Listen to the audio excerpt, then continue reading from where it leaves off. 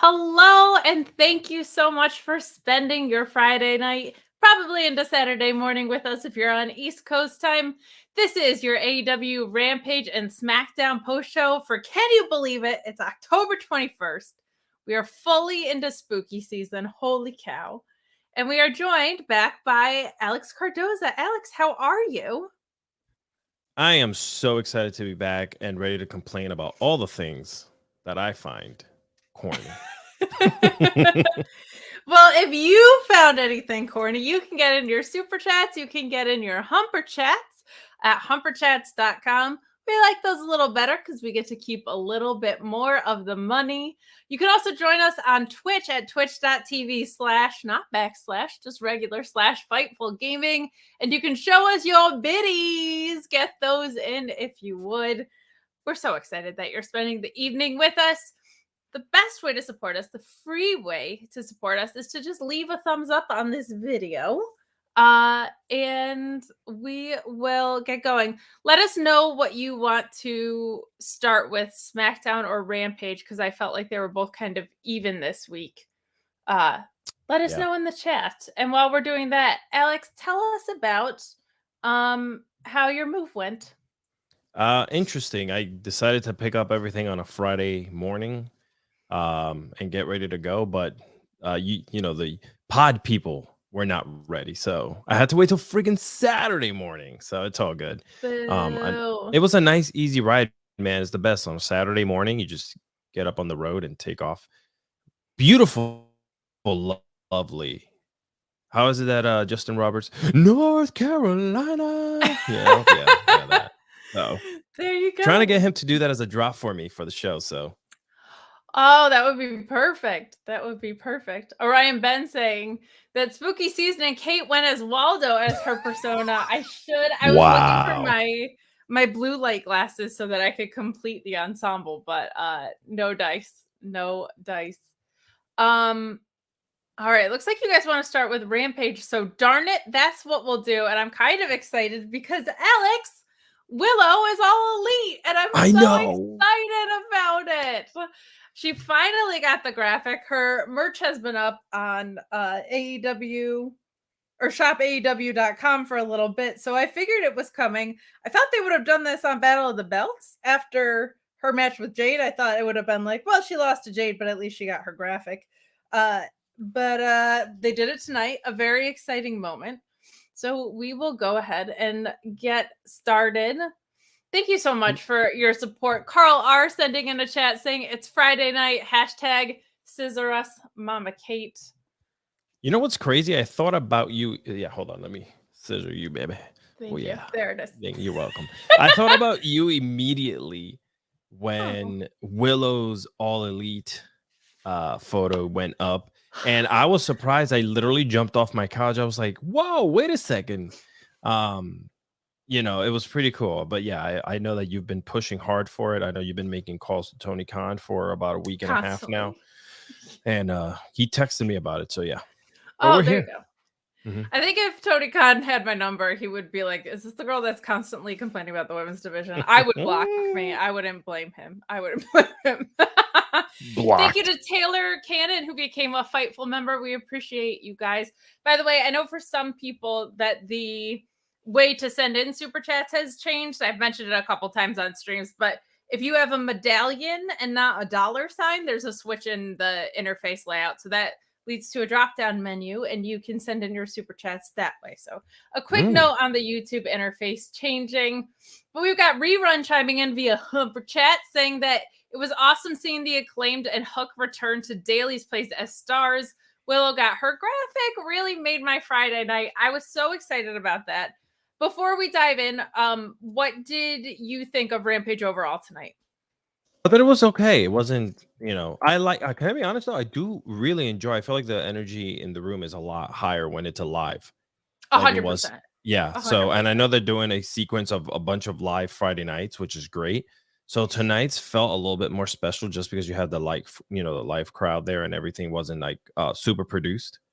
So yeah, I think live crowd and Daly's place, like that was such a home base for them during the pandemic. I think there was no way that wasn't going to feel a little special. I also think it's kind of funny, like not to dunk on Battle of the Belts or anything, but I was like, we get as many title defenses on a regular Rampage as we do Battle of the Belts on just like a regular basis, which we'll get into tonight. But Tom LaValle also excited that Willow finally gets the graphic and we get Calyx Mark II. Everybody wins. Right. And please tell me Nyla is going to be an outright face now too. I hope so, man. Nyla has the most incredible, infectious personality. She's absolutely hilarious. I hope this is like turning into a face turn. I think she would probably have to ditch Vicky to do that, to become like a full face, which I'm okay with. I feel like Nyla has so much personality and promos are a strength of hers. So if she wants to get rid of Vicky and turn face, I don't think that would be a problem. But we got James Smith chiming in saying tag titles taking second place to scissoring makes them feel less prestigious to me. That's a fair argument. I actually did like the build to this, but let's dive in since you set up a perfect segue with your super chats and humper chats. The Acclaimed defeating Tony Nese and Josh Woods are the varsity athletes as they are trademarked now in what I honestly thought was a little bit of a sloppier opener than we normally see from this caliber of athlete in the ring. Even just a few things like Josh Woods, who I love, and I think stands out because he lays his stuff in so hard. We're past the 5-minute mark. I can swear a little bit. He lays his shit in.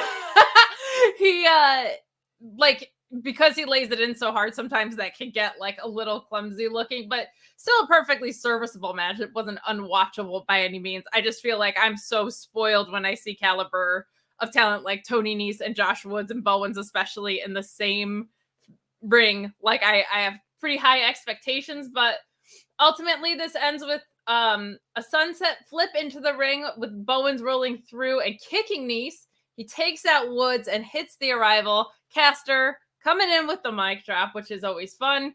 I think this was fine. I just had a little bit higher of expectation because there's so many high caliber workers, but I'll review the post-match and then get your thoughts as well, because they do what I'm assuming was your favorite moment of the night, maybe the year. The kicking of the nuts. The kicking of the nuts. I can't believe I don't have a Blue Chew read tonight. What a shame. Or Manscaped. You could be talking about how to trim them up. But I actually think that the build to this was kind of fun. I think Smart Mark copywriting things to take away what the fans love about various groups is a really fun and easy build of like, you don't get to scissor. You don't get to say scissor me, daddy ass. And then I don't need to see Billy Gunn on my television in 2022, but if he's going to be on it, I would prefer this over like a 12-minute match with Swerve or whatever that was on Dynamite. So this was perfect. After the match, we have Smart Mark unwilling to relent the trademark, Billy Gunn taking him out, and then of course the Acclaimed stomping him in the balls, which I'm assuming was a cathartic experience for Alex. What did you think of the match? And then what did you think of this post-match beatdown? When I saw that, no Blue Chew was needed. That's all I got to say. On top of that, it was incredible. You know what? There's many things that Mr. Smart Mark Sterling can do right in the ring. He's an incredible performer, right? He knows how to do his thing. But the best thing that came out of that was getting his ass whooped. First of all, it was atrocious just to see him try to. What was that on Twitter that he did? That rap. You know how upset I was at that? It was his so attempt to try to even be relevant in this industry with that rap. No, there's sorry, a couple Kate, of old rapping white guys on the show between Matt Hardy and Smart Mark this week that I thought was a really, really fun thing and a good use of social media. He's just that kind of manager. Like, he's gonna do stupid stuff to get under your skin. He's gonna block you in this way. He's not gonna be like as expansive as probably a Paul Heyman or a Stokely Hathaway, but like this is perfectly suitable because he should get under your skin like he does get under your skin, and you should have this very fun payoff when he's getting his balls stomped in. Mama Kate, I'm looking right at you right now. There's nothing wrong with Smart Mark getting his balls squished on a Friday night. All right, that's the 10 o'clock mark. We're gonna have to probably clip that for definitely for Fightful Scraps at some point. If anybody wants to send me that as a gift, please do. Fightful Scraps is a really fun channel that you guys should subscribe to as well. But this was a perfectly suitable opener. I thought.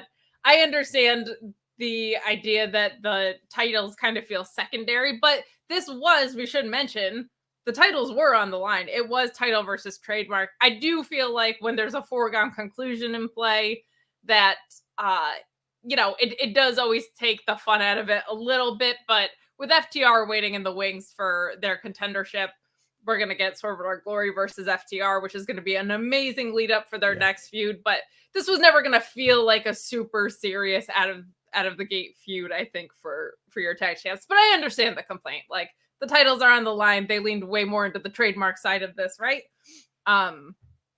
James Smith saying that the tag match was fun, but it was mid-card. The titles didn't need to be involved. But we've seen that in the past, too. The Gun Club, that was like their whole job, was being opening feuds to lose to new tag champs. That's right. I felt was like a super, super common thing. So, but I certainly understand the complaint. I feel like for a Rampage build, this was fine. If this was on a pay-per-view, that'd probably be a little bit more of a complaint of mine. But I hear what you're saying. I can respect that point of view, my fellow wrestling fans. But we move along to a Jade Cargill interview, which I thought was nice. She basically had said that she's back here to save Rampage once again. Going into this, we saw that she had said that she was gonna just hold out the entire hour if they didn't yield her back her title. We saw Nyla obviously running away with it, but right here, she basically is telling us that we're not going to get Penelope. She is sending I want to say Layla Hirsch, but it's not, Layla Gray, to fill in because Penelope is injured. If she's for real injured, that stinks. I feel like she was doing the best of work of her career that we've seen. Best consistent work, I would say, of her career in this time. So I hope that's maybe a worked angle or that the injury is not that serious. Fingers crossed about that. But Layla Gray is here. Jade is sending one of her baddies to save the day. Any thoughts on this? No, but it is what it is. It was nice to see. I'll tell you what, they're letting the girls shine. Should I say the women shine and giving them the mic. They're being free. We spoke about that Nyla Rose situation before, and you can get Vicky as a face as well there to be funny. Like, she is funny. She's charismatic, and I think that it could work as with them as a duo in that role. So I'm hoping that they're letting the women flourish and do them because I like it. Me too. I've been obviously complaining about it for a really long time. With, I think, good reason. I love the changes we've seen kind of since Saraya came in as what I feel like is supposed to be a conduit. Mm-hmm. I know her opening promo wasn't like the smoothest thing in the world, but I was hopeful. I was optimistic that it was for good reason, that things were to come and that changes were being made. And I think we're seeing that a little bit now. Tom LaValle saying, not going to lie, we really, really missed Penelope there. I did for two reasons. One, there's an obvious story that's playing out, right? We have the good girls and the bad girls, like, kind of teamed up on different sides, and Penelope is a part of she's a bad girl. We know this. She's been telling us since she signed. So that is kind of a bummer. But I you do the best you can. I just hope if it's a real injury, it isn't serious. So we got Jason Mayer chiming in saying, Acclaimed doing the BCC stomps to Sterling Nuts wrestling. Oh, I'm sorry. That's our own Luis saying that wrestling is the effing best. Yes, it is. Jason Mayer said, forget the belts. It's scissoring on the line. Damn it. That's a very fair point. We shouldn't underestimate the stakes of scissoring being on the line. But this was, I think, a perfectly good appetizer for what was to come later from Jade. Perfectly acceptable. It's 2022, and the most exciting thing so far for me in wrestling is scissoring. I would never in a million years would have thought that I openly and freely walking around among other civilians wanting to get scissored. I mean, Alex, I'm not kidding. At Grand Slam, there were people that were like low key just scissoring strangers. I was that's cracking up. amazing. Like, it was so funny. My friend on the way in, there was a guy that was just like, oh God, that's it's so incredible. good. And it also just goes to show one thing that I feel like overall AEW is pretty good at is leaning into organic things like that, right? Like, they were hesitant. They did not want to print "Scissor Me Daddy" ass shirts. Understandable. TV probably didn't want that, but they leaned into it, and like, look what it's become. It's become Number one. its own fun little side storyline almost. And look what it's done for Billy Gunn, man. The Ass Boys, his sons, Danhausen, just getting him over by calling him the Ass Boys, and now scissoring is making Billy Gunn incredibly relevant in 2022. I need that on the headline. Scissoring is all elite. That's right. But we move along to the Death Triangle versus, not versus, but having kind of a face-to-face here with Eddie and Ortiz. Ortiz saying that Eddie is losing it, and the Lucha Brothers saying that he's the superstar and they don't want to see him lose his job again. And Pat comes in to say he should pay attention to them. They're champions. I love so much about what this is. I think this is so great. Eddie Kingston, Mark, everybody that watches this on a consistent basis knows this about me. But don't forget, like, during pandemic era wrestling, we had Eddie Kingston as he was kind of coming in saying Penta was his best friend, right? He was friends with these guys. This was important to him. And a lot of that, Pac was injured. Pac was out of the country during the pandemic. He wasn't there kind of while these connections were forming. And I like them playing into the fact that, like, Eddie Kingston hasn't had a title before. And Eddie Kingston has had a temper problem before, right? We've heard it in other companies. We've seen it in a brief suspension here in AEW, but I love Eddie Kingston makes everything feel so real anyway, that them taking pieces of his story to make it feel very real, and Pac doing it with the borderline confidence, arrogance piece of it is really great. And I felt like that went a long way to making the trios titles feel important, because he's using them as like championship fodder in this, which we haven't seen yet because the story around them has been so muddied. I thought this was very short but very effective. What did you think? Same. I thought they didn't. Sometimes less is more, and just having Pac come into the screen away from everything and kind of like giving him the lowdown on what he should be doing said a lot. It said a lot. And again, Eddie Kingston, partner, he gives you a stare, and you feel the difference and the energy in the room shift. And I think that he has that. He has that it factor about that, Yeah, he rules. He's the best. I love Eddie Kingston so much. He rules. Oh, man. So we will move along to a nice acknowledgement of Brian Mongo Muster, a former AEW video engineer who passed away. Very unfortunate news. He was a young dude. I think that, like, we've seen a couple of really surprising passings in the wrestling community. Of course, we saw this with Kevin Nash and his wife. Their kid passed away. So just a terrible thing to have happen. I'm glad that they acknowledged it. But they did so, I think, beautifully. There's only so much that you can kind of say other than that you just hope the best for everybody who's affected by it. And it sounded like he was an incredibly well-respected member of the AEW family. And it's just hard, it's such a light shown upon, like, how many different things it takes to run a wrestling show, right?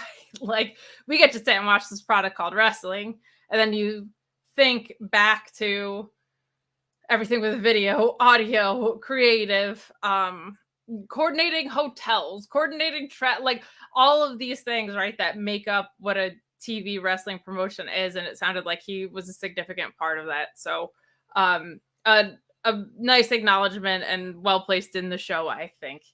Agreed. We've got Ryan Bolding chiming in saying, oh, we'll save that for SmackDown. Sorry, Ryan. We'll get to your chat in a minute. But we will move along to our dear Hook, who murders Ari Davari. Rest in peace, Ari Davari. I really liked this. I loved Hook almost being mad that this match lasted more than 8 seconds to only last 2.5 minutes. I thought was really good. This opens with Ari Davari giving him one last chance to sell that FTW belt. I always pop for managers trying to make money. Always will make me happy. I love it. Hook, before the bell even rings, says, nah, buddy. Slaps the money in the ring, and we're off. Ultimately, this, of course, ends with him locking in the Red Drum after a super kick that we'll pretend connected, because it didn't. But this was, I thought, fun, and I really, really liked Hook just like being annoyed that this match, that any offense was gotten in on him. Yeah. Made me, I loved the storytelling of like, hey, normally this is a 12-second paycheck, and today it's 2 minutes. Is something that I thought came across really nicely in this. What did you think about this? Yeah, I feel the same way. I kind of feel like he gives you, again, that legitimate fighter Yes. style. You know, if you're an athlete, if you've played any type of sport, you know that anytime a team scores on you or does any type of offensive move on you, you get upset by it because you feel like you're always on top of your game and better. So he gives you that. He gives you that fire and that intensity that Taz used to give you in the ring. He kind of like took a little bit of that, which is cool. So yeah, I mean, I feel bad for Davari, but whatever, man. Everyone's jobbing out to him for now, and hopefully, you know, next year he starts really going after some, you know, big titles or something, you know, anything like. Obviously, I know that they can't just strap anything on him and go. So build him up. I agree. This is kind of why I get frustrated when, and I like Wardrow. Like, I think that's a fun thing. But part of what you have to do if you're on a 2-man power trip is also have those single storylines going for the people involved. And I feel like holding the TNT title hostage is just not beneficial, because I think I personally feel like my ideal situation for the TNT title is it's mostly an open challenge title. It's something that probably changes hands a little bit faster and more often than your world championship. And we haven't seen it really get used as a way up the card yet. Like, we haven't seen, you know, Sammy held it for a bunch. He never moved on to the world title picture. Cody couldn't. Miro didn't, which is a shame because he should. Darby didn't really go into the world title picture. So doesn't like necessarily elevate you into the world title picture. It doesn't feel like, in my ideal world, it should, but the amount of people, and this is partly on me, I'm like, oh, that person should be a TNT title. Like, my list of people that should be a TNT title holder is way too long, and I understand that, but I do feel like it being wrapped up in a storyline that it's not even really being defended is not very good. And this is one of those situations where I'm like, I want Hook to have it in a year from now, but I also want Starks to hold it before that. Like, so I don't want to get too backlogged, because whilst my line is around the corner, I don't think theirs is that long, but I think there's quite a lot of people. No, you're right. You're right. And you know, the hard part is us sitting here and being able to armchair quarterback all the bookings and trying to put things into perspective when it comes to like who should go after a certain title and who shouldn't.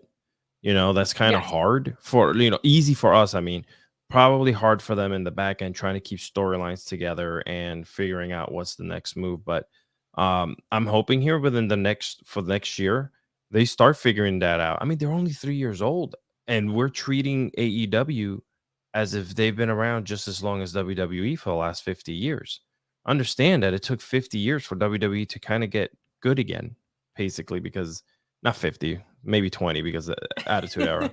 But yeah, you know, so like we got to cut slack for both companies. But right now, AEW is only 3 years old, but we expect the world out of them just because they talk a big game, number one, but at the same time, they've delivered on a big game. They've delivered, right? So we expect a little bit more. So I'm hoping that these stories, just like you mentioned, kind of start trickling down.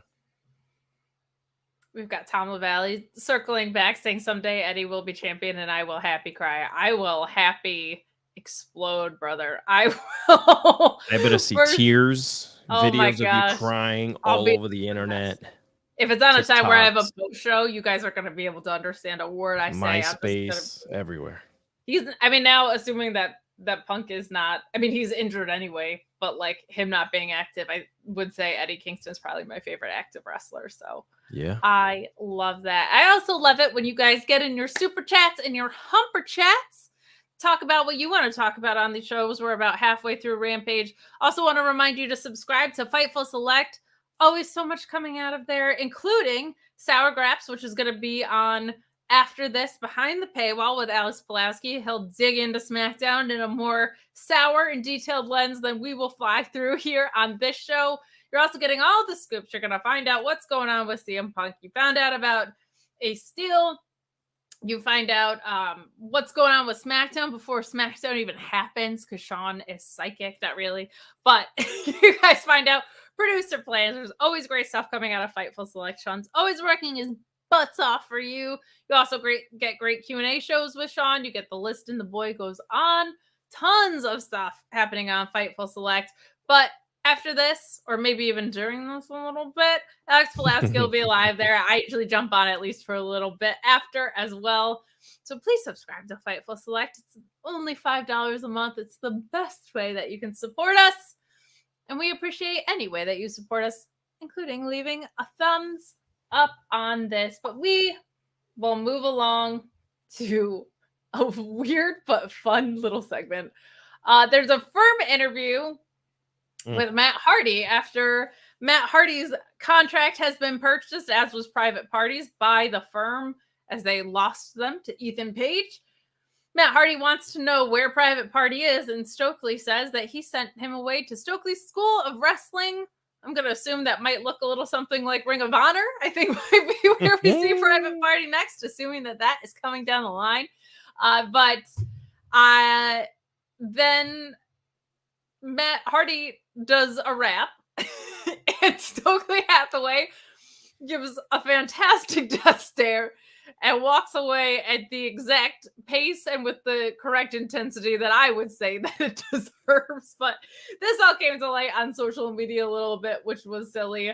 A short but effective segment. Again, I think Private Party being in Stokely's school probably means ROH is doing something, whether it's going to be YouTube shows, whether they struck a streaming deal. There's just way too many ROH storylines happening on AEW television for them not to be making some sort of effort. Any thoughts on this? No, I thought Hathaway's face during the entire thing was amazing. When they went live with him backstage, his face just staring at the camera. I honestly stared back at him, and I forgot that everyone else was in the picture, in the frame, while they were doing this interview. He's so funny, man. He's great. Such a scene stealer. He is great. He exactly what you said. He is a scene stealer. What they're doing with Matt Hardy is great because it kind of keeps him in the picture.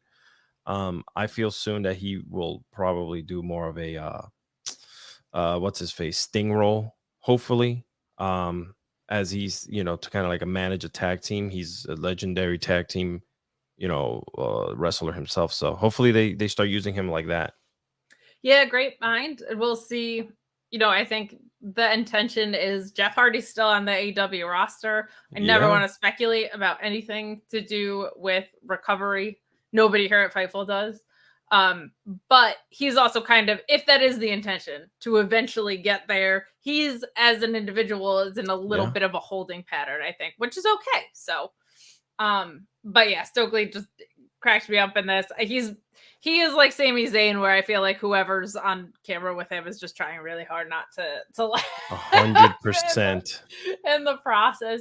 But we move along to Layla Gray and Willow, and oh my God, Willow is all elite, and I'm so excited. So is Kylie chiming in via Humper Chat saying, "Hello, Kate. Hello, Alex Oscuro. I'm sorry, I'm so white. Oh, it's oscuro. Oscuro, señora. ¿Qué te pasa?" See, it sounds so pretty when you say it. But That's Kylie right. saying Rampage was a fun show, and also Willow was all elite. Please don't F this up, Tony Khan. I think we're in a healthy spot for the women's division. I think the most healthy that the women's division has been. I think there's still a ways to go, but I feel like all of the simple changes that we've been rooting for are being made. I feel like we're getting more stories. We're getting stories that don't include the title, which I think is really good. This match was fine. I do think it would have been a little more compelling with Penelope Ford, and that's not a shot at Layla Gray at all. That's just where the story is. Like, there's the good girl side and the bad girl side that we have going on.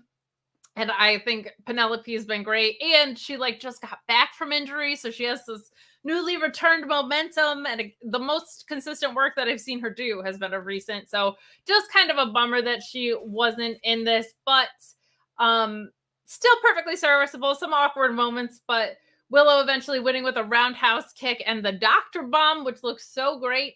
There was a spot where she threw Layla Gray to the mat and then hit her for a really great spine buster for a 2 count that I thought was great. Other than this, there's just a few exchanges where I feel like their chemistry might have been a little bit off, but this could have been a last minute change for all we know. Layla Gray hasn't been at this all that long, but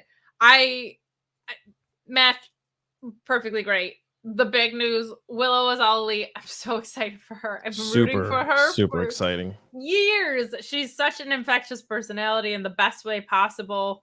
I think I've told this story on air before, so sorry if you've heard it already, but somebody had tweeted something about how she's just always so smiley and that her whole character is that she smiles. And I had said, if Ricky Starks' whole character is that he's cool, why can't Willow's be that she's happy all the time? That she's just a happy, fun-loving person. And she said, mine is that I'm cool too. It's just my definition of cool. And I was like, that's the best response possible. I love that. So I think she's absolutely magnetic. I think she's an incredible combination of power and agility.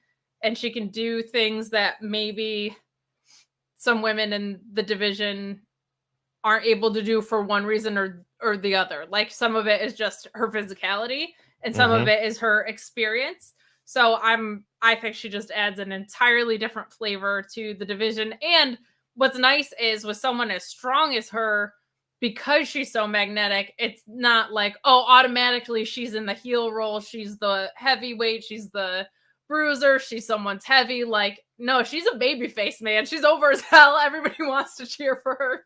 She's super happy all the time. So I love that she's such a unique combination of things. What did you think of this match? And are you as excited about Willow as me? Yeah, you got me to that point, man. You got me to the promised land with loving Willow, some would say. But yeah, it's exciting because when I first saw her on, I thought they were bringing her on to just job, and just kind of just do every once in a while on television. But the excitement that you had and smartening me up to who she was has made me extremely happy. And it looks like her attitude is very infectious.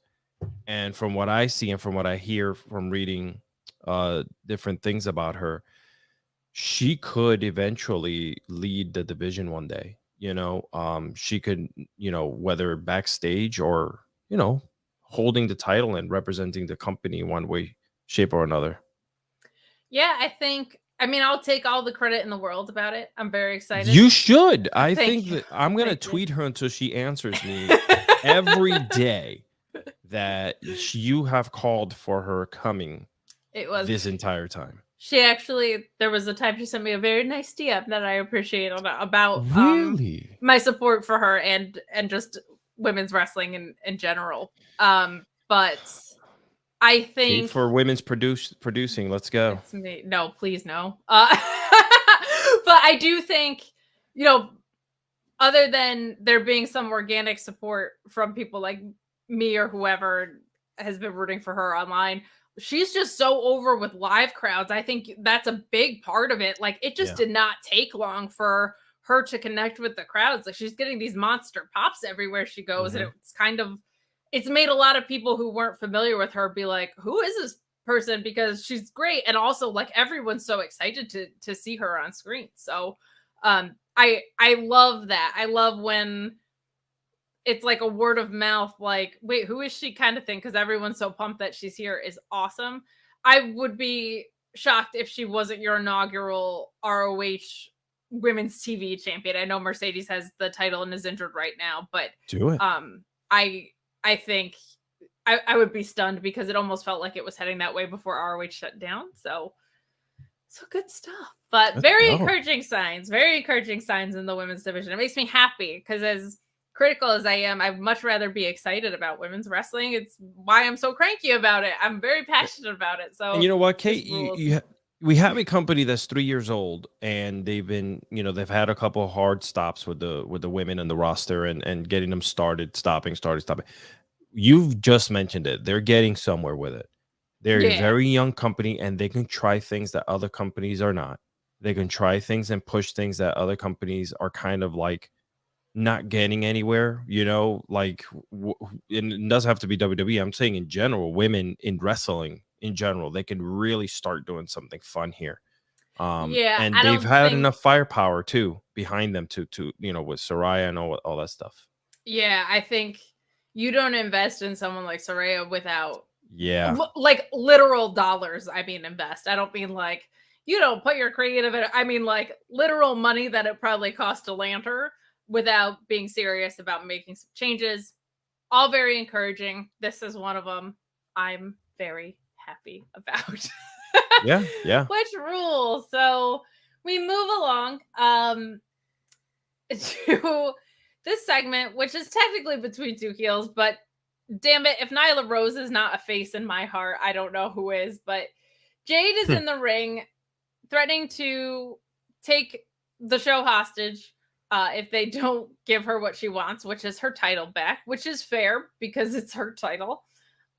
She says that she's a classy woman and not a bum-ass thief, so she's giving Nyla 10 seconds to bring out the title. And Nyla is in Jade's car with Vicky, appears on the Titantron, and says she missed being around Daly's place. She missed Jacksonville so much that they can't come out to relinquish the title because they're going to drive around in Jade's car. Just such she's so much fun. Nyla's so much fun. I gotta ask two questions though.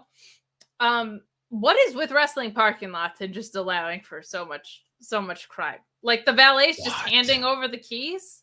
What are we doing? Even the regulated ones, even the regulated parking lots are now just willingly giving into auto theft. We've been seeing it for years, Cade. We've seen people get hit by cars since the my gosh. 90s. I know, but just a thing. Between NXT and then if you remember what happened with Sue's van in the AEW parking lot when they were in Jacksonville, I don't know what's going on in these wrestling parking lots. But my only complaint, and it's a nitpick, and it's what we're here to do is pick nits. It just felt like for the past week, Jade has been like, I'm taking over the show. I'm not leaving the ring. And then she immediately had to leave the ring because security came by. She had to beat their ass. She had to beat security's ass. And because the valet just handed over the keys to Jade's car to Nyla and Vicky, who were obviously up to something nefarious. I'm like, oh, well, she said she was going to take over the whole show in the ring and then immediately had to get up and leave. Can I tell you that those punches by Jade looked so damn good? They did. They looked really good. She has grown in wrestling terms so much. She's great. People got to be careful if they don't. Let me just tell you something. WWE is great at a lot of things that they do, and Jade would fit in that system really well, as because she's a badass. So yeah.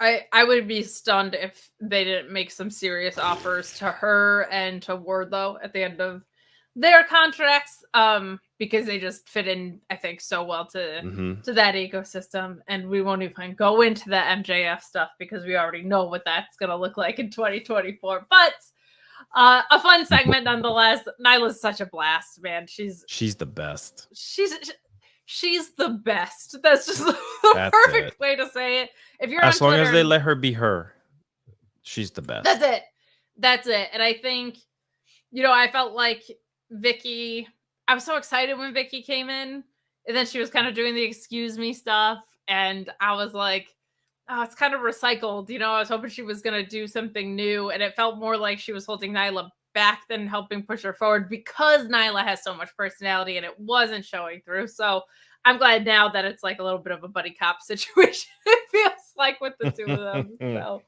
that is a blast. And speaking of things that are a blast, my God, the setup for this triple threat. You scared me there. What? Because you had mentioned there was no Bluetooth commercial, and the way you set that up, I was like, I looked around, I'm like, the rundown doesn't say anything about Bluetooth. I got you on a faux segue, but we aren't talking about doing it. We're not talking about a blast like that. But you know what? If you did want to have some fun between the sheets, why not make them the best sheets possible, Alex? Huh? Why not make them sheets that'll give you the most comfortable night's sleep? Hygienic, wonderful temperature-wise. Gosh, if only Sean Ross Sapp was here right now to tell us all about it, then we could... Don't wake up hot and sweaty and sticky. That's even if you are getting sleep. MiracleBrand.com/Fightful has the answer for you. Self-cooling bed sheets to stay comfortable all night long. Avoid bacteria that your bed sheets are harboring. They give you allergies, acne, stuffy noses, all that stuff. These things are self-cleaning. They prevent 99.9% of bacterial growth. They stay cleaner and fresher 3 times longer than other sheets. They got self-cooling properties. They're comfort. They're high quality. They're better for your skin. And when you go to miracle.com/Fightful and try it today, we got a special deal for you. Use our promo code FIGHTFUL at checkout. Save 40% and get 3 free towels. Upgrade your sleep with Miracle Brand. They're so confident in their product. It's backed with a 30-day money-back guarantee. If you aren't satisfied, you'll get a full refund. You're not going to want that. Miracle.com/Fightful. Use the code FIGHTFUL at checkout to claim your free 3-piece towel set and save 40%. Miracle.com/Fightful. Great segue, by the way. I don't want to pat myself on the back, but like taking what you thought was going to be a segue into something else and bringing in an entirely different sponsor. I mean, holy crap. You get the people going. I'm great at this. Speaking of being great at things, a lot of people had hesitations about what an Orange Cassidy title reign was going to look like, even though it's like third on the tier of titles. I love it. I love it so much. We already had a match set up between Rush and Preston Vance, and then Orange Cassidy in a promo before this says, hey, I won this in Canada. Oh, God. And I want to fight you guys for it.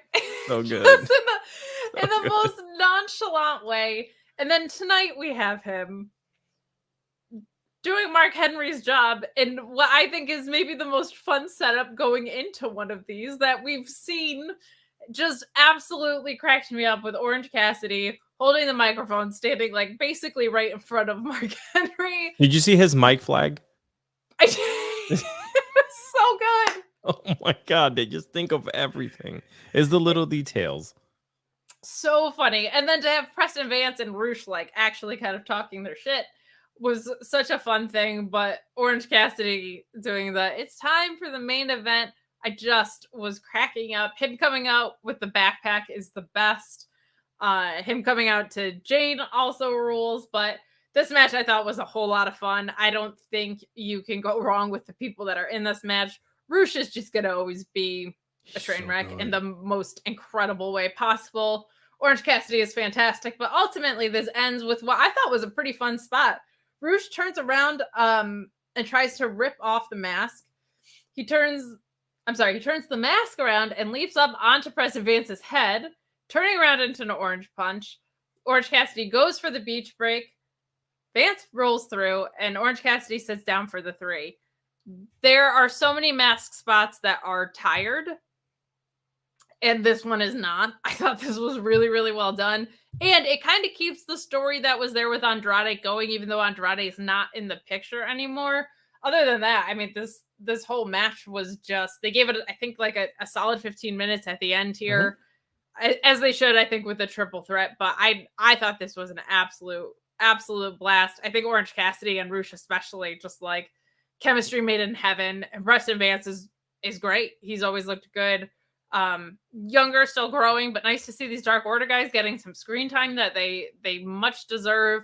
We saw Stu Grayson back last week. I hope that's a permanent thing. Yeah. Fingers crossed, because he's incredible. But the triple threat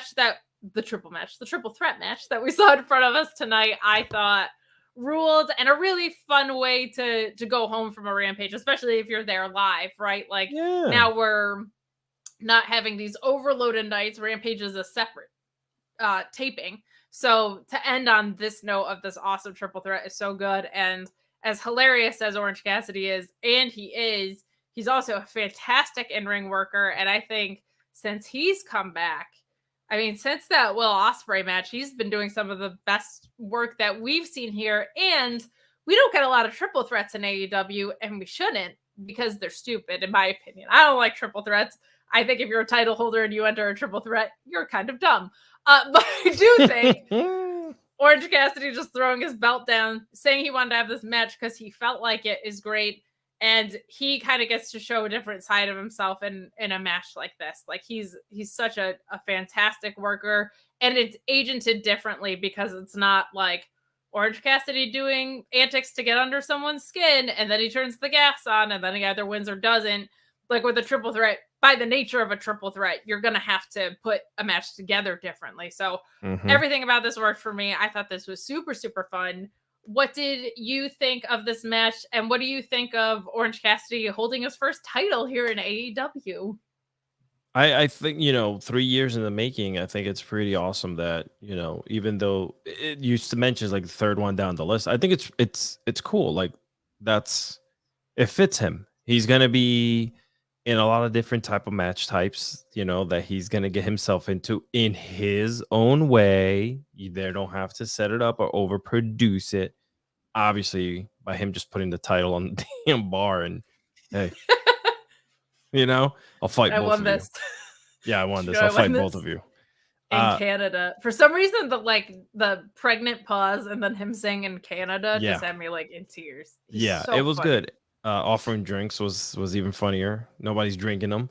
So the match was really good. I like you mentioned, the mask spot was good. Like Rush wanted to beat the hell out of Vance and make that mask like the way he was trying to turn it on its side as opposed to like tying it to something or trying to rip it off his head. Let me turn it to the side and beat the crap out of him.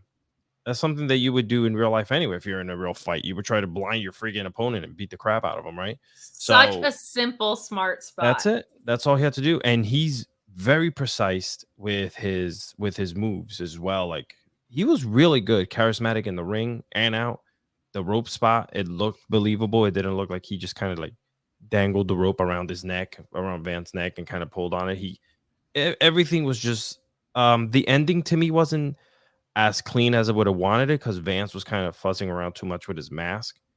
Been having issues like with his mask you take pictures on Instagram without your mask every day, bro. So like that was my only thing when this feud started and it was career versus mask. I was like, good, he doesn't need to wear a mask. Like he's not a luchador. It's not a family identity protection thing. So I was like, this is perfect. So hopefully it's out of the way sooner rather than later. But Henry Casey chiming in, fantastic person and follow on Twitter. Go follow him. Saying, I know Orange Cassidy loves Fast Five, but after seeing the horror that is Black Adam, I hope he understands that Fast and Furious is better without Dwayne. Oh my God. I've heard very mixed reviews on that. I've heard only negative reviews about Halloween Ends other than the soundtrack is good. That's it. It's the only thing that I've heard. But I really thought this was a fun way to close out AEW Rampage. What did you Send the people happy. Send the people home happy. That's it. That's it. So we will flip over into SmackDown. Before we do that, a couple of super chats from you guys. Thank you for your support. Bones in the Home, Elizabeth saying, thank God it's Friday. Go team Kalex 2. Well, we appreciate you chiming in there. And Koi Stalling saying, Broken Matt, maybe in relation to Matt Hardy. That's an interesting possibility. Yeah, they could. I feel like it's hard to go back to that without Jeff there. I mean, they did it when they started. You know what? They kind of maybe should, because he showed up as Broken Matt and there was no crowd because it was the pandemic. So it never really got like the playfulness that it deserves. But we'll see. He's someone that I feel like it's underestimated how much he's evolved as much as Jericho throughout the years. Like, I think people forget like how many chapters and how creatively stretched he has been as a wrestler, because tag stuff, single stuff, extremely character heavy stuff, the Hardy Boys proper, right? Like, he's done so many things. So just a great wrestling mind to have there. I think with ROH getting off the ground, if that is where Private Party goes, a wise call to have kicking around ROH for a little bit. But fantastic person to have on board. Go listen to John Alba's podcast with Matt Hardy, The Extreme Life of Matt Hardy. Yeah. It's a really, really valuable and special piece of wrestling podcasting. I think you bring back Jeff later on after, hopefully everything goes well with him. Bring him back as one of his dark characters as well. Maybe throw some barcodes up or something. I don't know. Oh no, not more QR codes. Barcodes. Now I want barcodes now. Barcodes, QR codes. You know what? I don't want any of it, Alex. I was bored after the first week. You yelled at me. I know. Well, because it was 1 week. You were like, this is dragging on. I'm like, it's been 9 days, bro. Let's wait until we get to the Bray Wyatt section here. If you have complaints about this, I don't know what to tell you. But I do know I don't need to find QR codes. I don't need to find barcodes. I wish they were untraceable. I wish every time my internet went to pull them up, they were like, I don't even know your location for this QR code. I wish you were using the best VPN in the game, getting the most savings that you can. NordVPN was like, oh my gosh, not only are we going to invest in you, but we're going to give you an even better deal than we initially started with, the details of which are in this description. But Sean Rossap is here to tell you all about just like the crazy savings that you can get with NordVPN. NordVPN.com/Fightful. Block online trackers, annoying pop-up ads. Unlock geo-blocked content. Maybe you missed the WWE Network. Maybe you want that AEW Plus. Maybe you want to subscribe to overseas services so you can get UFC pay-per-views at a reduced rate. Well, NordVPN.com/Fightful allows you to do that. And you can do it with 4 months for free with that link. Not only that, you get your 30-day money-back guarantee as well, just in case you don't like it for any reason. It works on all of your devices, so you can do this stuff wherever you are. Maybe you're on that unsecured Wi-Fi at the airport, the hotel. Yeah, it can be dangerous. Your info is at risk, but you can still gain access to all that stuff. Check out all of your favorite shows, or maybe shows you haven't discovered before, with NordVPN.com/Fightful, now with multiple tiers, so you can get whatever services that you want. NordVPN.com/Fightful. So you're probably going to go to NordVPN and save a whole bunch of money. And you're going to be like, what should I do with all this extra money? Should I play the lottery? Should I put it in my savings account? Should I invest in crypto? What do I do with all this newfound money from my NordVPN savings? Well, friends, you go over to Fightful Select. That's what you do. You go over to Fightful Select, you subscribe, you get Alex Pulowski and oftentimes me doing podcasts every Monday, every Friday, and Halloween Havoc tomorrow. We're not behind the paywall. Team KLX, though, we'll be doing on this channel, on the main channel, right here. We're going to be doing your Halloween Havoc review live there. But normally with pay-per-views, it's me and Alex behind the paywall doing your paywall pay-per-view post shows. You can hang out with us. Subscribe to Fightful Select. Use that money. Heck. For less than an OnlyFans subscription, you can get yourself into Fightful Select. That's all I gotta say. He would know because he's got an OnlyFans account. I'm putting the link in my Instagram tonight. 10% off this week for my shoulders. Alexis Cardoza. Heck, we're gonna switch over into SmackDown. Get your super chats and your humper chats in. Thank you so much for joining us on your Friday into Saturday. But SmackDown, I thought was pretty fun. I'll be honest, I didn't watch Raw in real time this week because I was doing other stuff and I had a work event. So I didn't watch a ton of Raw, but I did have a complaint of it sounded like there was one women's segment in 3 hours that I was like, oh no, we are not. Can I just get both major television promotions putting women on TV for a reasonable amount of time? That got corrected tonight in a major way, which made me very, very happy. But to start the show, we did get Sheamus and Solo Sikoa, which I thought was a really fun match. I think that Luis might have the order wrong of who won. Otherwise, I'm an idiot. But this was a really fun opener. Luis, if you can fact check that so I don't read the wrong ending, that would be great. But I thought this match was really, really good for Solo Sikoa. I think Sheamus is a great dance partner, not only because he's such a veteran, but someone I don't have a lot of Solo Sikoa complaints at all. I think he's a great wrestler, but his pacing can sometimes get a little bit caught up and his mobility is not the greatest in the world. It doesn't really have to be, but he's a really impressive wrestler. And I think when he has a dance partner like Sheamus, it's all of his strengths are highlighted and all of his weaknesses are kind of minimized. Sheamus wipes out Sammy with a double clothesline here. We knew we were going to be getting some bloodline interference. And on his way back to the ring, Sammy kind of grabs him and Solo hits the knee lift into the spinning Solo, which again is just a Uranagi to win, as far as I know. Right? Yeah, okay. Just making sure. You okay? No. So Luis had like Sheamus defeats No, I see it. Yeah. Solo, and I was like, that's not what I thought I saw or wrote. So I was like, maybe let me just make sure. You weren't paying attention because you were on my was... OnlyFans again.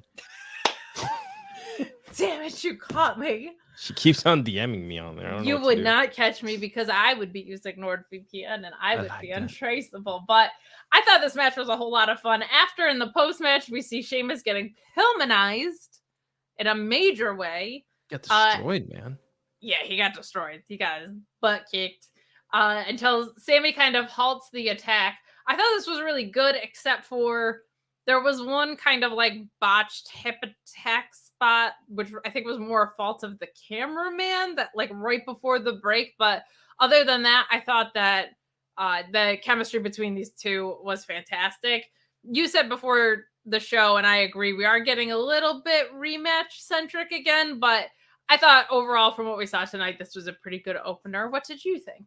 Yeah, I feel like Sheamus has been in the center of a lot of things again. He's kind of like, making the rounds. And as the veteran that he is, getting into the ring with someone like Solo only makes Solo even that much more interesting. Also, the fact that his demeanor, if you look at Solo, his demeanor, the way he portrays his character in ring, really mirrors Umaga a little bit. Very like stone face. When he gets angry, he lets out that big scream. He destroys his opponents in the ring. Kind of almost a similar style of fighting with the belly and the hip attack in the corner. Mm-hmm. Like you can see that if you were to just slap some black paint on his face and a tattoo on his stomach, you would have never known the difference. But yeah, I feel like he has that anger and that really cool like vibe of like stone face killer in him. I like that. And he's young too, man. It's crazy that he's, this far ahead. And I think he's excelled a lot, and to do so in the most important storyline in the program, I think is he's really surrounded impressive. by a lot of great people. Yes, he's been raised very well. He was always a bright spot in the mess that was NXT 2.0. He was just very organically over. And to your point, I love that he came up and he's the enforcer because he is different than the Usos. He's different than Roman, but his like quieter confidence falls a little bit more in line with that. Obviously different from Sammy, who's the honorary Us. But I I love it. I think it's been a really, really refreshing with the Bloodline, and I thought this was a really strong opener tonight. So Same. I will take it, and I love when we start with wrestling. It makes me really happy. There was some Bray Wyatt spookiness that got sprinkled through this episode, including a segment here. We did get a quick recap of Ray and Gunther. It's going to be our classic David and Goliath story happening with, with a stable involved. So we see that come into play later tonight. But we're going to talk through all the Bray stuff right now. And I think it's been woven into the episode really well because he kind of had like his promo. We saw the QR code. We saw the Uncle Howdy video. And I think like none of it took up a ton of time. And it was just kind of like seamlessly integrated, which again, we've seen so much improvement in the pacing of the show that this just like feeling organic and not shoved in was something that I think was really nice. But essentially, Bray speaks. He apologizes for not being able to finish last week, and he confesses that he has problems. He always has. They're not hard to see. And he has anger issues, essentially, and it takes him to places he doesn't want to go and places that he shouldn't come back from. But the people brought him back, which I thought was really nice because it's like a relatable thing. He sounds like a human being, which is really, really great.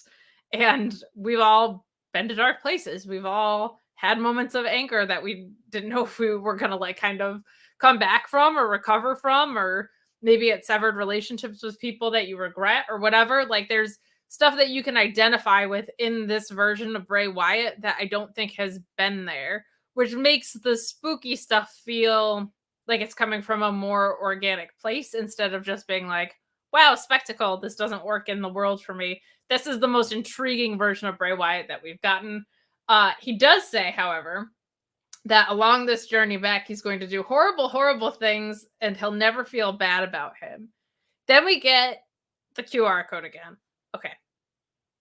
I'm over the QR code gimmick, but of all the QR code gimmicky stuff, this has been my favorite because what we see is his results at a psychiatrist's office that basically diagnosed him as a sociopath in, I think it was May 23rd, 1987. So you have decades and decades of him having built up the story to where he's at as a sociopath. He was diagnosed by a doctor as someone who's never going to feel real remorse in his life, someone who doesn't socialize easily.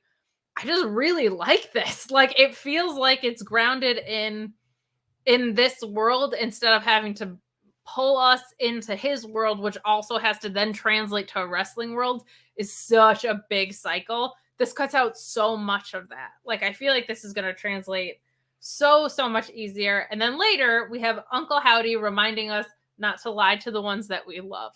So of everything, again, I'm not like spooky gal. But this feels like it's coming from a place that at least has some piece of human connectivity, some emotional connectivity, something that makes sense in this.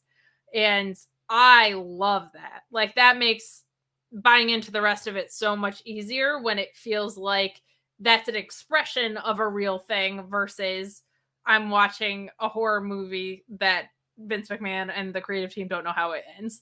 So this to me is the most compelling version of Bray Wyatt that we've gotten. I liked this integration. I don't think he's someone that has to wrestle a bunch. I don't think he's someone that even has to be on the show all the time. I think you want to capitalize on the momentum you have. But I think of all the iterations of Bray Wyatt, this has been the most my taste, and it's also been the most fundamentally sound one. And I would say inarguably that's true since the Wyatt family. Because while The Fiend was so impressive from a production and spectacle standpoint, him being near the title picture was never a good idea. They didn't have an idea of where it was going. Wyatt family felt more rooted. This feels awesome. And I have no idea still if the Wyatt Six is a stable. I don't know if it's his 6 personalities.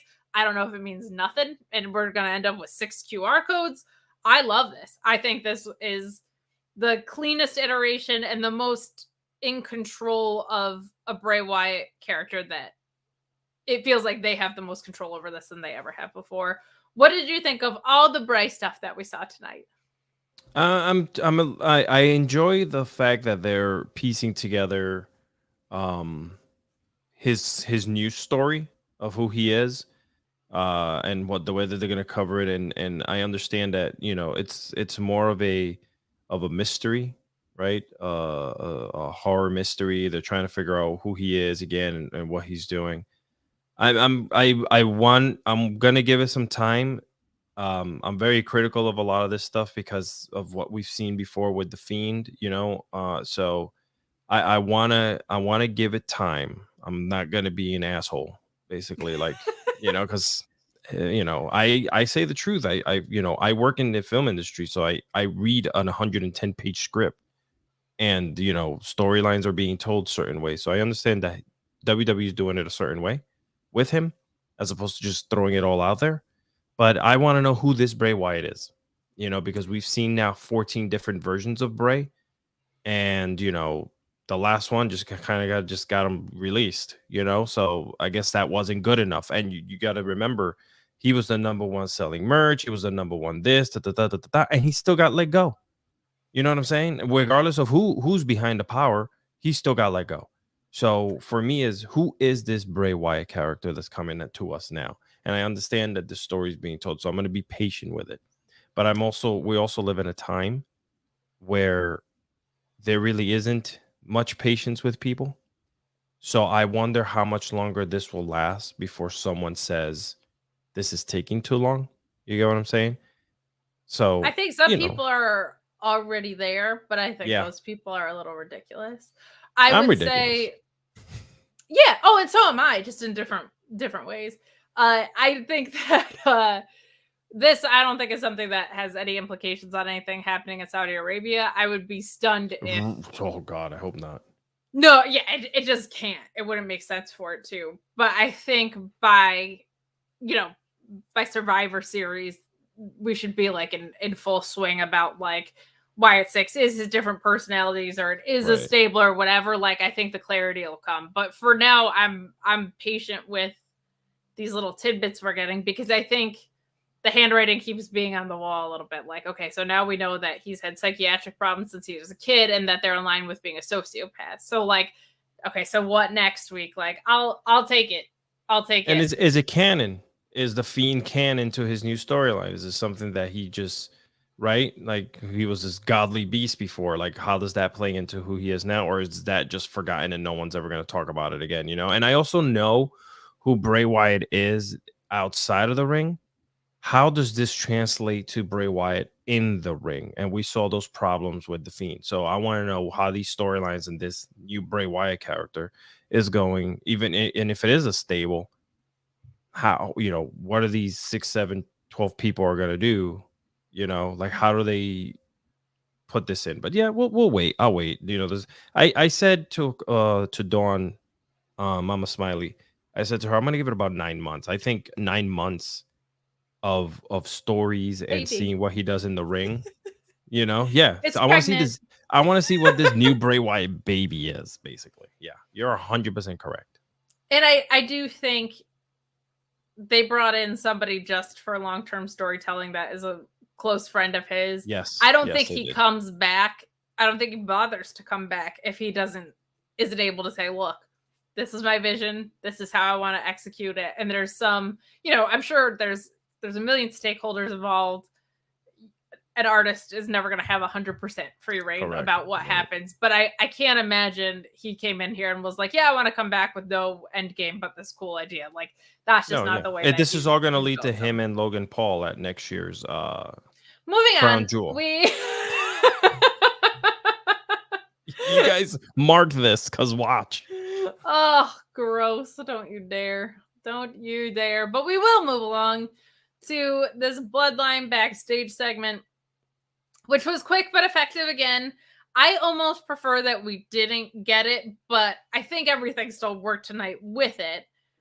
There's just a moment at the end where if it hadn't been telegraphed, I think it would have been a way cooler ending. But the Bloodline is backstage, and they say that Logan Paul is there, Roman Reigns is not, but that Roman Reigns specifically said, don't let him know that you're under our skin, basically. Like, don't go out during his promo. Don't really acknowledge him. Don't give him the weight that he's trying to get. Don't let him into your head.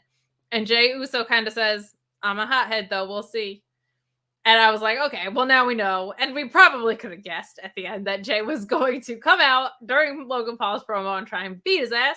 But I just wish they didn't do this, because then it would have at least caught me off guard a little bit. Whereas in this point, I get that it's there to like explicitly point out that Jey is like not in line with what Roman's saying and that Sammy is the housekeeper. But like, I don't think they had to spoon feed it to us that much.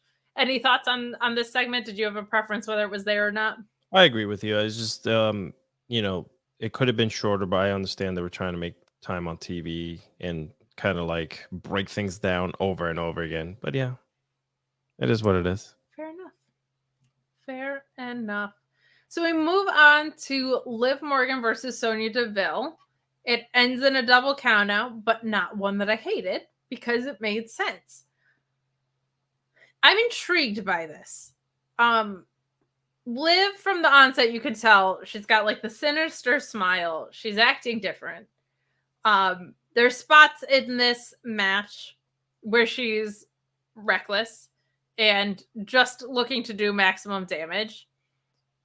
And I like that we're actually getting a story told out of Liv Morgan here that isn't, oh, I sneak wins. Like, no, make her feel like a real competitor. I wish they were doing this during her championship reign. It would have made a lot more sense. But at one point we see Liv head up for a flying nothing, and she lands on a knee from Sonya for a 2 count. That was really nasty. But at the end of this match, this thing starts to devolve. And I think Sonya is a good opponent for this story, if this is where it's headed. Liv starts asking for pain. She starts asking for kicks. She starts asking to be hit. And eventually Liv follows Sonya after some kind of like weak attempts, because Sonya's a little caught off guard, follows her and starts battering her around the barricades. And so, of course, that ends in a double countout. And we see Liv put Sonya on the top rope and then follow her up and hit a superplex onto a pile of chairs. And as Sonya is writhing in pain, Liv is laughing. Yeah, she sold that. She really did. She really sold it like did. She just like got thrown out of an airplane from 10,000 feet. She did.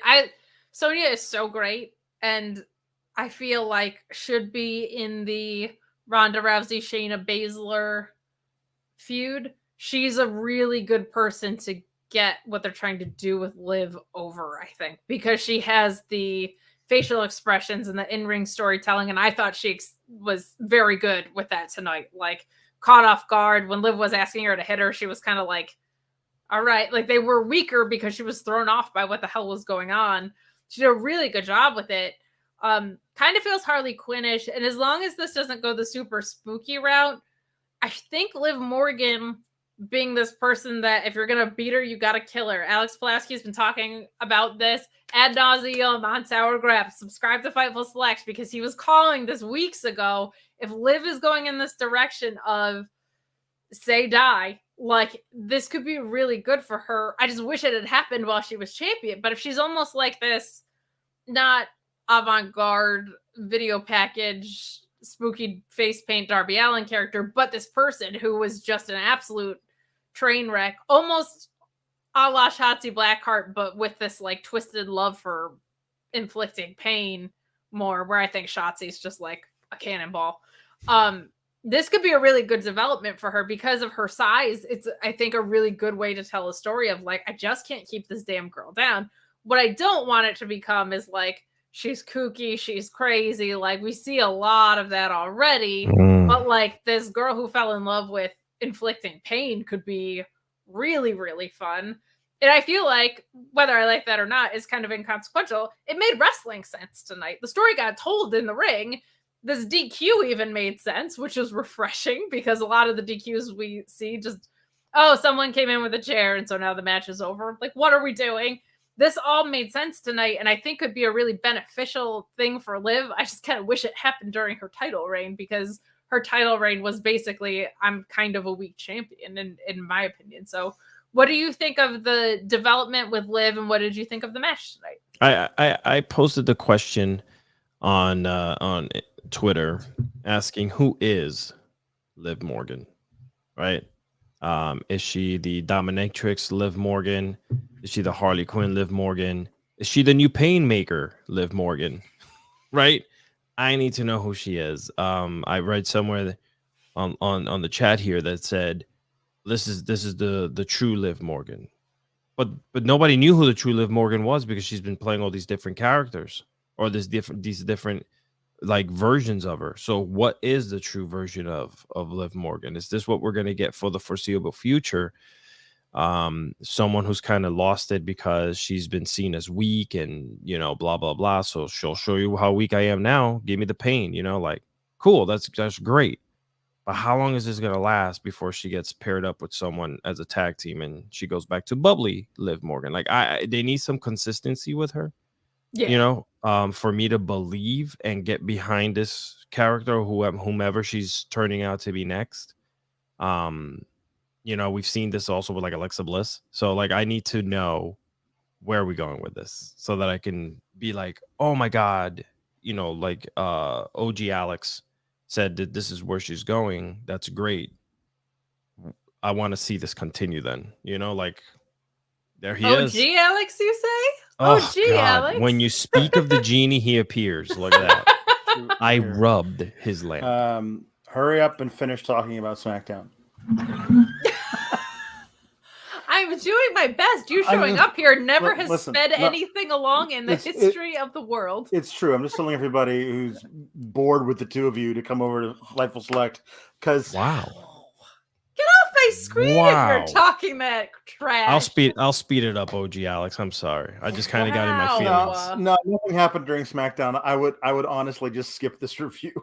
Nothing did happen. You're right. Nothing happened. Who cares? Oh, you know what happened is they sweetened the crowd noise. We talk a lot about performance here at Fightful. And you know, if you want that performance, you want Athletic Greens 1. athleticgreens.com/Fightful. So excited to work with Athletic Greens. You can get a free 1-year supply of vitamin D and 5 free travel packs with your first purchase if you visit athleticgreens.com/Fightful. And you might be asking, what is Athletic Greens? Well, 1 scoop of AG1 contains 75 vitamins, minerals, whole food sourced ingredients, including a multivitamin, multi-mineral, probiotic, green superfood blend, and more in 1 convenient daily serving. I took multivitamin tablets before this. Our strength and conditioning coach said you should probably move on to something more digestible, recommended AG1. I loved it. I love how it made me feel. Love the energy that it gave me. And it got me a whole lot more vitamins than I was taking in general because it absorbs a lot better. Athletic Greens 1, it effectively replaces all those products, pills, with 1 healthy drink. athleticgreens.com/Fightful and check them out on Twitter @athleticgreens. Let them know you heard about them from us. Come on to my show. You talk that crap. You get your nuts kicked in. That's right. You take the smart mark spot because you can't come on to my show, tell me to hurry things up as if Alex has ever sped anything up in his life. Alex and I usually go like 2-3 hours for shows. And he's like, oh, I know how we'll hasten things along. Let me appear on the show. You know what? I'm hurt and I'm old and I'm tired and I work with children. So you do that, you get the music. I played the music, and that music was Sean Ross Sapp with Athletic Greens to tell you all about this wonderful, fantastic product that you can buy with the code FIGHTFUL. Well, I guess we'll move it along to make Pulowski happen. Happen too. Got me all in a tizzy now. I do think this is the first version of Liv, to close the loop on this, that feels like it has come out of an evolution of something. Like, I think she was in those matches with Ronda and Shayna, and she was put in pain to her limit. And so now she's this girl that kind of fell in love with it. Like, it does actually feel like it's rooted in something at least. So hopefully that sticks around. But we have a super chat that came in from Orion Ben 666 saying, confirmed Liv is Joker and Harley's love child. A lot of Harley freaking Quinn's comparisons out there today. So yeah, I think the no contest made sense, right? If this is supposed to be maximum pain, neither of them being able to get in the ring after that chair spot makes a whole lot of sense. But we move along to Larry Aloysius Knight, or as Luis has called him, Lambertino Alejandro Knight, which I appreciate, and I'm so sorry for how wet I am, but I pronounce things. This hype video was fine. I'm just kind of bummed he's going to be working heel. I want to root for him. I was so excited that we're finally getting LA Knight, and then he gives us basically a "You People" promo, and I'm like, come on, man! I wanted to cheer for But this he's guy. so good as a heel. He's a naturally born heel. He is. I liked that this hype package used a lot of his NXT footage, so that was cool. But I feel like when he said, "I'm not Max Dupree, I'm LA Knight," a lot of people were cheering for him. And last he was in NXT, he was working face. So I was kind of hoping he was going to be working face. And again, I had people saying in the chat that I could root for heels. I know that I can, but where I want to see him is chewing up that mid card picture, and they're not going to book heel versus heel. And you got, who do you have? You have Seth Rollins, who is a heel, and you have Gunther, who's a heel.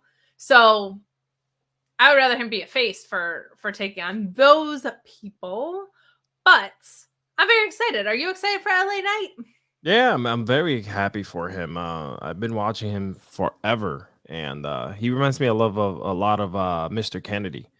So I'm happy. I'm super happy to finally see him where he's comfortable. You want to see someone, if he's a performer like that, you want to see him where he's comfortable, not challenge him to be Maxine Dupree or whatever the hell they were calling him before that. I already forgot. So he was Max Dupree. Yeah, that one. The leggy blonde is Maxine Dupree. They should also, hopefully next is the other two. They got great bodies, incredible talent. I hope that they're able to take them away from that. Great bodies on your OnlyFans, you can see. Listen, ladies and gentlemen, if you follow me on Instagram, soon enough you will get the link. I'm excited. Link. I'm also excited he's gonna be wrestling. Him being a manager is great because he's such a strong promo and great on the mic and everything. But he's also a great wrestler. I want to see LA Knight wrestle. I think he wants to wrestle, so I'm pumped for this.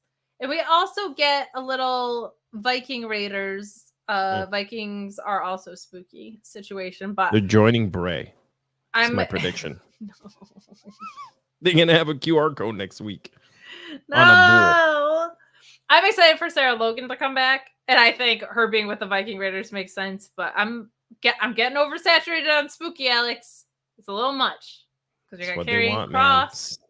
You got Cross, you got Joe Gacy, the Painmaker, Liv Morgan. You got all kinds of spooky stuff happening. Not spooky. It's Braun Strowman and Omos face to face.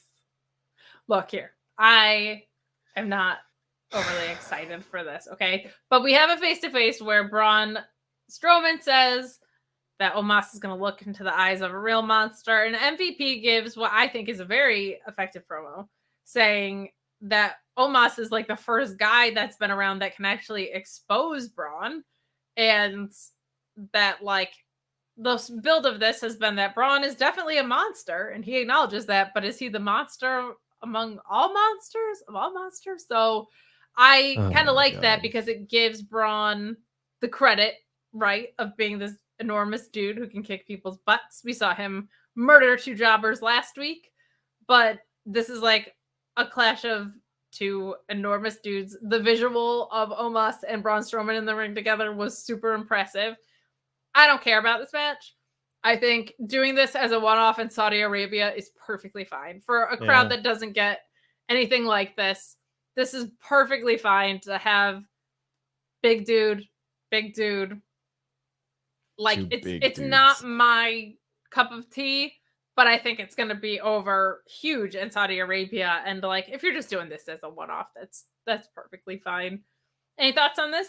Yeah, he's so one-dimensional. I'm sorry, I've been saying that since they brought him back. He's still in the same damn box that they left him at when they fired him a year and a half ago. Unfortunately, it's just, I don't know. And I wanted to just say this: if you're on Fightful Select, SRS works very hard in putting the match cards down for you, you know, and we don't share that after we read it because it's behind a paywall and we don't want to ruin it for anyone else. You know what I'm saying? Like the things that they put there. But if you look at the match cards, they're the same. He hasn't really done anything. So this Omos thing could have been settled a long time ago. I don't know. I feel like there's so much more for Braun to do. And I feel bad. So I don't know. I guess you're right. This is for the whole Saudi Arabia card, and I know they need to fill spots. A lot of people are not comfortable going over there. A lot of people are not even allowed to be there, if you know what I mean. So yeah, I'm okay with it. Whatever. Just get it over with and do something. Yeah, and I think, you know, Braun was such a victim of start and stop under the last regime, and then when he was hot and like actually connecting with crowds, they had Roman win, right? So I think that they'll figure out where to put him. I don't know if he's ever going to be like in the world title picture again, but again, I do think he's one-dimensional, but I think the dimension that he checks is some people's favorite thing about wrestling. So God bless him. But this goes back to, there's a lot more pieces on the chessboard now. How do you arrange them? I think that's there's a lot of, yeah, there is. And it's going to take a minute to settle that. And I think that's okay. I think we'll get there. It just needs to be done by Royal Rumble. I want the train Braun Strowman to come back. I want the we're gonna go back to muting you if you continue. Rawr. Was that how he came out? Rawr. No, it was just like brah! Like it was just the most generic monster sound in the world. And then choo choo. Oh god, bring it back, please. It's better than that. I'll say for Alex Pulaski, not to extend the show any longer, but he can't wear the red pants. It's so weird. Oh, the red pants. The red pants are so weird. I can't unsee them now. They didn't really used to bother me, but then Pulaski pointed them out, and now I can't unsee them. But we then move along to Sheamus. We find out has been taken to a hospital because he was so Pillmanized. And Drew says that, you know, he got just after he got pepper sprayed to end a match, which don't even get me started. He has to essentially get his revenge, which is a perfectly reasonable thing. And they're going to do it in a steel cage in Saudi Arabia. My guess is the frequently scantily clad Scarlet might not be there for such an occasion. Yeah. But a steel cage blow off, fine. I hope that they actually produce something that isn't what it was last time. Like it was just, the strap match was just like a couple strap spots and then pepper spray to the face. So I hope these guys get to actually wrestle a little bit more. But any thoughts? No, not really. I'm just, this is another match. I'm like, I've lost myself with it. There's just a lot of things re-happening again. A lot. Yeah, we're back. Nothing has changed in the last two pay-per-views. Kind of. Yeah, and like when you hear things of there's going to be certain events disappearing off the 2023 calendar, like I'm encouraged by that because I think they know like it's just doing a premium live event every month is just not enough to let stories burn. So, but if you see one thing about AEW that they probably could look at, you know, is the fact that they're doing the 4 pay-per-views, and it's been working for them. You know, it's refreshing every time a pay-per-view comes around. You know, it'd be good for WWE to kind of drop 1 or 2 and just kind of just like refresh stories and whatnot. They're still doing live events. I think do your big 4 and a couple other ones. Yeah. And not have them be 47 hours like AEW's. Yeah. We move along to what I thought was a really strong match, and I was very excited to see more women's segments on the show, and one that we desperately needed in a women's tag title match of Damage Control, or Damage Control for the Simpsons and Sour Graps fans out there, defeating Raquel and Shotzi in what I think was Shotzi's best match in a long time. Yeah. It was really, really good to see, and also just to see the tag titles getting defended and your tag champions winning and not looking like chumps against Bianca Belair, which I think is really good. Shotzi tags into this match for an assisted back suplex that is followed but Dakota Kai is able to flip out of a Tejana bomb to break up the pin. Raquel and Dakota Kai fight to the floor. Bayley eats a nasty shot from Shotzi, to be honest, but it opened the door for Io to hit the air raid crash, which is so great, and then to follow it up with her moonsault, which is just one of the best moonsaults in wrestling, man or woman. And the champs retained, and I thought this was really good. I thought Shotzi really needed this more than anyone. I think Raquel looked like a person for the first time in a long time, like facial expression wise. There was a story for her to tell. She didn't just like smile her way through it. There was some meat on the bone for her to dig into. So much of her time on the main roster has just been like throwing together matches, or even her tag run with Aaliyah was so weird and disjointed. Yeah. This is the first thing that she's had, I think, that has felt cohesive, and it really, really showed. Very nice to see the titles getting defended. Very nice to see the tag champs looking strong. Dakota Kai is awesome. She sells so well. Io's ridiculous. Bayley's interference was perfect here. It made sense. I thought one of the stronger things that we've seen on TV in the tag title picture in a very, very long time. What did you think of this?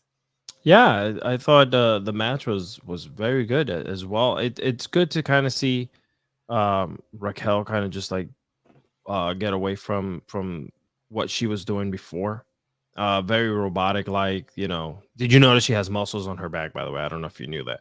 I heard that. Yeah, I heard that. Yeah, just a hot rumor.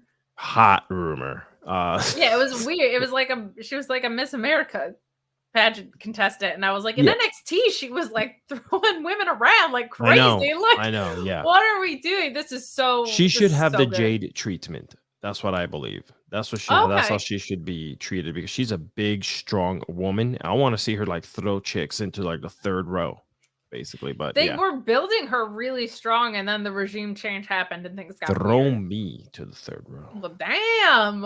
Again, subscribe to that OnlyFans, but step on me. No, I'm just kidding. Just like the IWC out there, but we have Ronda Rousey backstage giving the most generic "you people" promo of all time, but there was a line in here. Two things that I was excited about. She did say that she's gotten nothing but hate from trying to chase fans' approval, which I thought was good. Yes, because the whole face thing felt so inauthentic, but it's pretty well known that she wanted to try and work face, which I thought was good. So to say that, I thought was really strong. And then I think her working heel is just going to be a better thing. And this felt like a very heel thing. She's not going to do an open challenge in this city. That's for sure. And even though she's not one of the favorites and the fans turned on her, they're stuck with her. I thought that was actually a really good next step for Ronda Rousey. I just am so tired of "you people" promos. We got one earlier in this episode from LA Knight blaming the people. So, but Ronda working heel is a really, really good thing. And her at least making it make sense was a good thing. Her delivery, I don't think is ever going to like fully probably be there for me, but this at least makes sense. What did you think of this Ronda Rousey promo? She's always so boring to me. I don't understand. Like, why do they even let her talk? It's unfortunate. Like, find a strong female to be her mouthpiece. She doesn't need Paul Heyman. She can have a strong female be the lead-in for her, you know? Kind of like AEW does with a lot of like the older veteran talent. They bring them in and they're just kind of there for them. They should do the same thing for her. You know, like she should just come in, beat the crap out of people, not say a word, change her theme music, by the way, because it doesn't fit her whether she's a face or a heel. Okay, that's her music though. That was her music. I know, but it just doesn't work. In pro wrestling, your music, your entrance is everything, and it shows who you are. You know what I'm saying? And unfortunately, she doesn't come off as a true beast, coming out with the and then I'm mad because I'm a heel, but my song is saying everyone get up and dance with me. You know, like there's a couple little things that are missing with her. And it's unfortunate because she's been with WWE for a while now, and they haven't fixed those things. But I hope that, I don't know. You think this is her last run? I don't know. It probably depends on how much she's enjoying it, because she does still get really big reactions and she does still She's still getting paid. really big numbers, and she is getting paid, and she could probably work whatever damn schedule she wants. So it's probably all in her court. They like never figured out because they build all their faces the same way, especially in the women's division, except for Becky, because she just broke the mold somehow. Like, they just don't know how to make a face that leans into who she was in UFC. Like, when she was like talking shit about the Kardashians and stuff and whatever in UFC, like, where's that badass? Where did she go? That's what I'm talking about. But like, they can't write for it, and she doesn't have the ability to be. I don't think she has the skill yet to be off script of any sort. Like, I think she needs the guidance, and they don't know how to write for her. So if it takes her turning heel to dig into something more authentic, that's awesome. I just pray that it's her and Shayna Baszler. I've been wanting that for ever. It's just the most obvious matchup, and she's like pretty good in the ring when she's in there with someone who is as capable of her or is a ring general above her. Like, what she can do in the ring is really impressive. I always thought it's incredible that she could sell kind of at all, considering that she was in some pretty like nasty real fights. I know, yeah. So I hope they figure it out with her. WWE has a slew of women now. They have a bucket full of women that they can pick from and put her in situations with them. You know, I know Becky should be back soon. Hopefully. What's her name? Charlotte will be back soon as well, because they need. I'm sorry, but they need Charlotte. Okay, I agree. Charlotte's a superstar, and they don't need Sasha. They don't need Trinity. They need Charlotte's a superstar.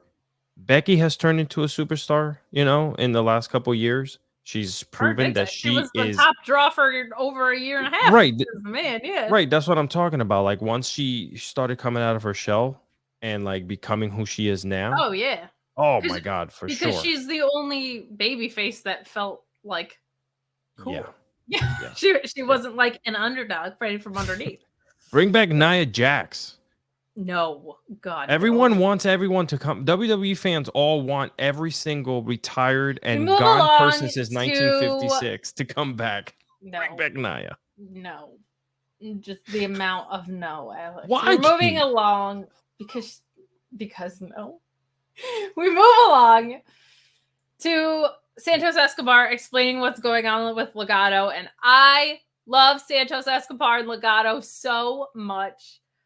He explains that through business growth, mergers and acquisitions, they've acquired Zelina Vega, which I think is an excellent way to acknowledge that Elektra Lopez is no longer with the group without directly saying it. Zelina's promo of saying that she's been successful at everything she's ever done felt weird. But I liked her saying that their group doesn't have peers. That was fun. Santos calls them an unbreakable force, and that their legacy begins with destroying Hit Row. I don't like that part is true. I feel like in good wrestling, you shouldn't have to destroy another team, but they've essentially done that with Hit Row. They looked like they were in line for tag contendership, and they are no longer looking that way. Yeah. But I did like Top Dollar saying that how can they be head and shoulders above them when they don't even reach their shoulders? That made me laugh. And then BFAB kind of mysteriously says she's got an idea, and then they walk off. So are you excited for Legado? I am. I love Santos Escobar. Whew. The best. You know, I feel like that faction there, right? It kind of feels a lot like what maybe AEW was trying to do with Andrade and them.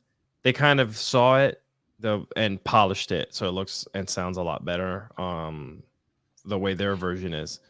So Andrade would fit nicely, but again, like I don't know how long this group just looks better without Andrade. Just to be honest, I think because Los Ingobernables has been and La Facción, like they've been in so many different places. Yeah, that I don't think people know how to carry over the legacy of what they've already done while still making it feel like it fits in their own ecosystem.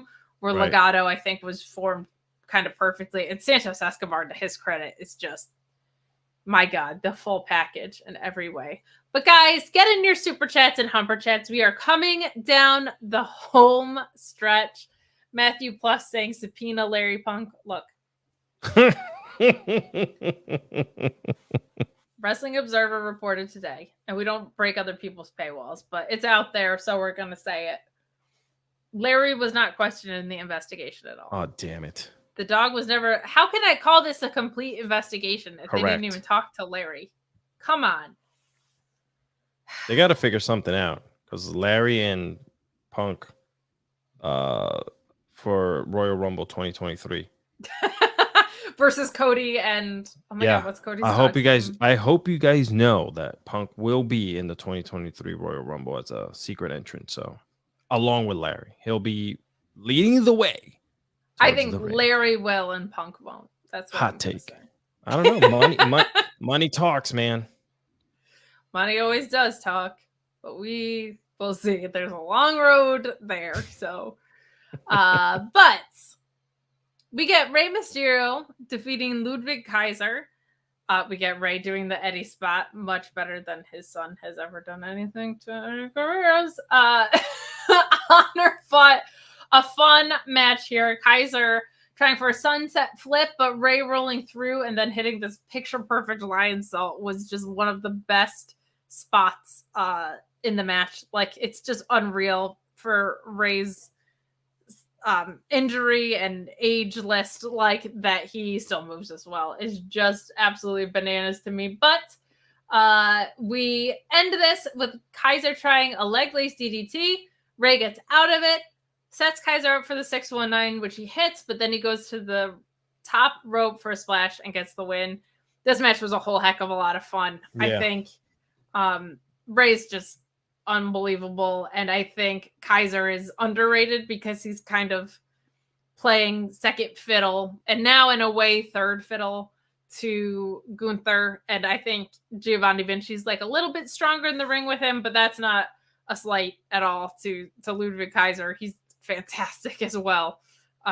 It's kind of to me like FTR, where I'm like, I gravitate more toward Dax, but I also still love Cash Wheeler. That's kind of how I feel in line here, but a really strong match, and having Imperium be a 3-man dance just makes getting to Gunther feel like a more daunting task in a lot of ways, which I really, really like. What did you think of this match? Yeah, you know, Rey's not aging. Rey's not slowing down in the ring. He doesn't show it, and he works a style with people that could match that intensity that he puts out. So he doesn't look like he's slowed down one bit since he was 19 years old in WCW. So loved it. I love the fact that they worked this match very physical, by the way. It looked very physical, right? And without missing a single like hitch, nothing. Like it looked like a perfect art right in front of your eyes. And I really appreciated the fact that the match was done the way it was done. I don't know. I just love Rey Mysterio, man. Okay. Yes, we all love Eddie Guerrero, but God, Lee, how many times does Michael Cole have to announce it on the table? Oh God. That's kind of the presentation at WWE, though. Like it's we own the rights to Eddie Guerrero. Don't forget that. So we're gonna mention his name. No, but it's like everything's so like Eddie earlier Guerrero? With spoon-fed. Like they're gonna mention it every time. Like you can't do the Three Amigos and not call out Eddie Guerrero, even though the more educated fans at home already know that, right? Like they just always will forever call that spot out because that's just the level of the product. But I love the chair stuff outside of the ring. Like don't get me wrong, that stuff still pops me. I love that he's still carrying that tradition on with, you know, like he got hit with a chair, like all it's that. It's the best that he does it. It's just when you watch it week over week, so it's good. Announced. Right, correct. That, yeah. And I mean, eventually we're gonna get to the "You're Not My Real Dad" crap with Dominic, which I'm not looking forward to. Oh man, I'm not looking forward to that either. Our go home segment is something I'm also not looking forward to.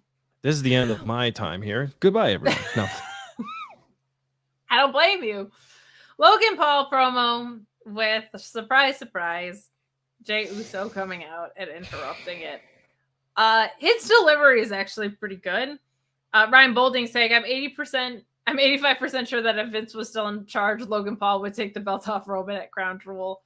I don't know if that's true, but I would be stunned if Logan Paul won. I would not be stunned if he won under the Vince regime. I'll put it that way. But thank you for the super chat. Yeah. Basically, Logan Paul stole my tweet. He said that Solo has a bunch of friends, even though his name is Solo. I tweeted that last week, sucker. Okay? Get your own material. Stop stealing my tweets. Then he says, I don't hang around with a guy like Sami Zayn. Yeah, you wish. You wish you had a friend like Sami Zayn. You never will. Okay? You kind of did. Blessed to have a friend like Sami Zayn. You just have your dumb brother, Logan Paul. All right? God. But he says, this just all felt very generic to me. He says that he just needs one lucky shot. Just one lucky shot against Roman Reigns, and he's walking out champion. And in case it wasn't obvious enough that that's what the story was here, Jay comes out, attacks him. The camera work on this was actually pretty cool for a company whose camera work is usually not very good, in my opinion. The framing of this was cool because you don't see Jay come in and attack. That's why I was so annoyed we knew he was going to do it already. I was like, that moment would have been awesome if it wasn't so telegraphed. But Jay comes in to beat his ass. And then Sammy comes out because Sammy said, Roman specifically said we're not supposed to do this. Sammy rules. It's not what an honorary Uce would do. It's not very Uce in general. Very Uce. But as they're leaving, Jay goes in for a hip attack and Logan Paul moves out of the way and, of course, clocks him. Because why wouldn't he? I think this means that Roman Reigns is going to kick Logan Paul's ass at Saudi Arabia. And I think that's a very good thing. I think it's a good message to send to the rest of the locker room that this guy doesn't get to get his shit over. I could only hope. I sincerely hope so. I feel like that's an okay story to tell with him. It's also a very safe story to tell with someone who has only 2 matches under their belt. So that makes me happy. I just really wish they didn't tell us earlier in the episode that this was going to happen, because I think that actually could have been a much cooler go home in that way. But, it doesn't even pale in comparison to Smart Mark getting stomped in the balls. So, pick your poison, I guess. But what did you think of our go home segment here? And how are you feeling about the main event of this Crown Jewel pay-per-view? Oh, God. I personally don't like him, for many reasons that I can talk about later on some other show or whatever, or go on my rants on Twitter, about Mr. Paul. But, oh, man. As far as WWE storyline goes, this is just a throwaway for me. So whatever, it is what it is. We all know the outcome. If this was the Vince regime, you would have seen a new WWE Universal Champion crowned that crown jewel, to be completely honest. So other than that, it's just throwaway. I don't want to spend any time really talking about it. I think, and it's unfortunate because this isn't really making Roman. Roman is made. Roman is a freaking god right now. Any freaking place he steps into. So this is not doing anything for him. And people that are Logan Paul fans are not watching wrestling, and you can tell because the numbers have not really moved. There's nothing showing that, oh my God, Monday Night Raw had 3.7 million more people because he's on there. His podcast does have 4 million whatever, but I also think if you're gonna do it, doing this as a one-off in Saudi Arabia is the place to do it. I just wish it wasn't a foregone conclusion that of course Logan Paul is gonna get a title shot with his 1-1 record and 1 singles match under his belt situation. Right. I don't think he deserves it. But if you're going to do it, doing it at a pay-per-view where storylines don't really advance, I think is the right call. But I'm with you. I don't feel like he should be in the spot for a variety of reasons in the personal realm. He fortunately / unfortunately is a pretty good wrestler so far. So we'll see what the match brings. But I am way more interested in the things that are going on with the bloodline than the actual match taking place. But Alex, that concludes our show, buddy. Your first show from Carolina. I'm so happy to be back here with you again today on another Friday Night Kate. It really warms my heart. Besides I'm watching glad. Mark getting his nuts stomped in, but it's just It's like your perfect Friday. it was the best, and can I be honest with everyone here on the chat and you, it feels normal because this Good. was a big move. It was very emotional for me. So this for me feels normal. So I'm very happy to be here. Thank you. Well, I'm glad that we could provide that. I'm glad that we have such a cool group of people in our chat. We have such a wonderful community, and that it's regulated so well by Luis is awesome. Gracias, Luis. And yeah, we're looking forward to tomorrow. Tune into Grapsity tomorrow. There's always great stuff going on with the Grapsity boys in the morning, and then of course at night you'll have your Halloween Havoc review right here on the main channel. Back with me and Alex Pulowski, who you saw before, who was being rude, who was trying to get us to hurry up. But then I played our final ad, and I got the last laugh. But he is probably doing sour graphs right now. I will hop in there as well. Thank you so much for joining us. Have a wonderful and safe weekend. We'll see you soon.